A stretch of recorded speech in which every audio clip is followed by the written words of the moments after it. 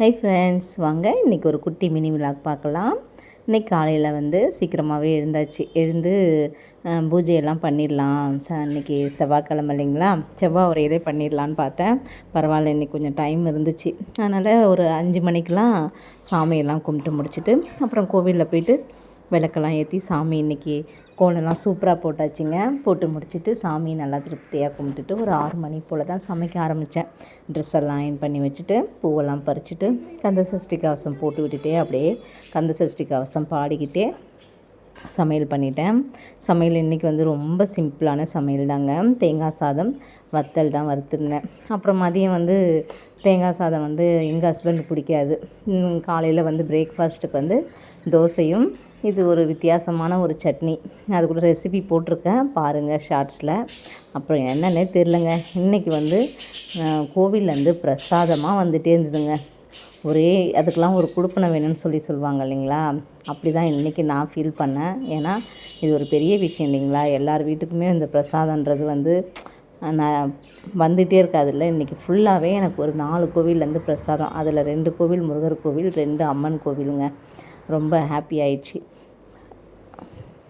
காலையில் புத்துமாரி அம்மன் கோவிலேருந்து பிரசாதம் கொண்டு வச்சுருந்தாங்களா, அதோட ஒரு 8 மணிக்கு முருகர் கோவிலேருந்து பிரசாதம் வந்துச்சுங்களா. அதோட 3 மணிக்கு ராகுகால பூஜைக்கு போயிருந்தேன். அங்கேருந்து கொஞ்சம் பிரசாதம் கொடுத்து விட்டுருந்தாங்க. அதோட 7 மணிக்கு அங்காள பரமேஸ்வரி அம்மன் கோவிலில் பிரசாதம் அதுவும் கொடுத்து விட்டுருந்தாங்க. அதோட 9 மணிக்கு எங்கள் ஹஸ்பண்ட் தவளைக்குப்பம் சிங்கிரி கோவில் இருக்கு இல்லைங்களா, லக்ஷ்மி நரசிம்மர் கோவில், அங்கே போயிட்டு வந்தாங்க.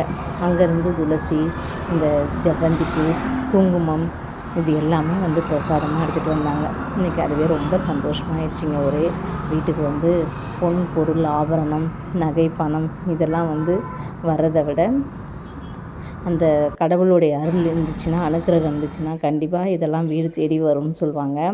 அப்படி வந்ததில் இது ஒரு சந்தோஷம்தான் எனக்கு. இன்றைக்கி ஃபுல்லாக பிரசாதமாகவே ரொம்ப ஹாப்பி ஆயிடுச்சு. அப்புறம் ஈவினிங் மேலே பாப்பாவை போய் கூட்டிகிட்டு அவங்களுக்கு கொஞ்சம் பஜ்ஜி டீ எல்லாம் ஸ்நாக்ஸ் போட்டு கொடுத்துட்டு வாக்கிங் போயிட்டு வந்துட்டு அப்புறம் பூஜ்ஜியம் பஞ்சியும் இன்றைக்கி சரி கேஜிலேருந்து எடுத்து கொஞ்சம் ஃப்ரீயாக விடலாம் அப்படின்னு சொல்லிட்டு விட்டால் ரொம்ப வீட்டையே நாஸ்தி பண்ணிட்டாங்க.